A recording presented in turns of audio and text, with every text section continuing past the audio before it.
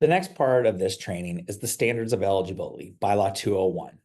And what this relates to and talks about is that only students who are enrolled in CIF member schools and who meet all standards of athletic eligibility, and those standards can be set by the CIF, those standards can be set by leagues, school districts, and schools, are eligible to compete for their school of enrollment. Part-time students and other students are not allowed to compete for CIF member schools, except in rare circumstances, which will be discussed in a later workshop. What we're going to go ahead and do is we're going to really look at those standards of eligibility, and we're going to try to answer four main questions. First, what does it mean for a student to be enrolled full-time before they can participate with a school team? Only full-time students can participate with CIF member schools. Part-time students cannot. So what does it mean for a student to be enrolled full-time? Question two, how and when do we determine that a student's 8 semesters of eligibility has begun? Kind of like, in relation to the NCAA and the collegiate world, when their clock starts. So a high school student has 8 consecutive semesters to play high school sports. So when exactly does that clock start? Question three, what enrollment standards determine when a student has transferred to a new school? And so how do they get enrolled at that new school to become thus a transfer? And then when is a student considered enrolled so that pre-enrollment contact does or does not have to be disclosed? So in looking at that, we're going to look at a few things here. And so enrollment standards for participation. First and foremost, a student has to be enrolled in at least 20 semester units at the school for which they are competing. So if they're enrolled in only 15, they cannot compete at that school.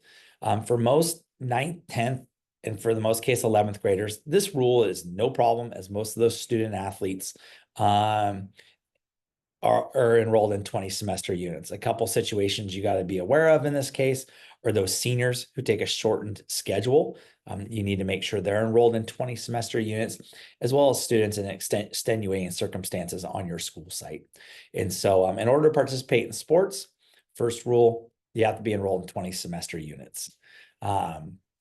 Second thing is, a couple different things in relation to this one. They need to have been entered as a full-time student and in attendance at classes at the school.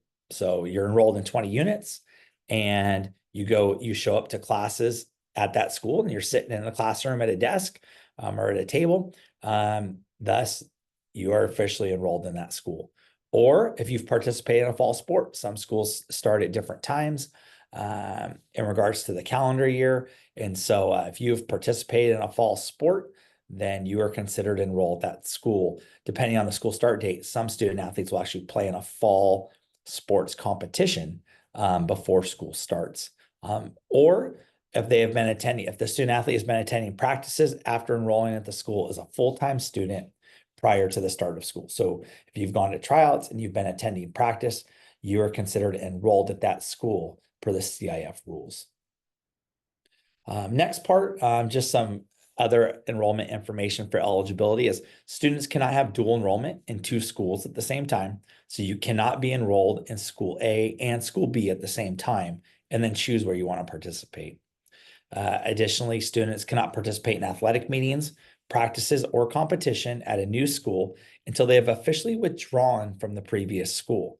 So they need to make sure they go to their former school and they officially withdraw, enroll at the new school, get scheduled for classes, so on and so forth, as discussed was in the previous slide, at the new school before they are allowed to practice, attend athletic meetings, or compete.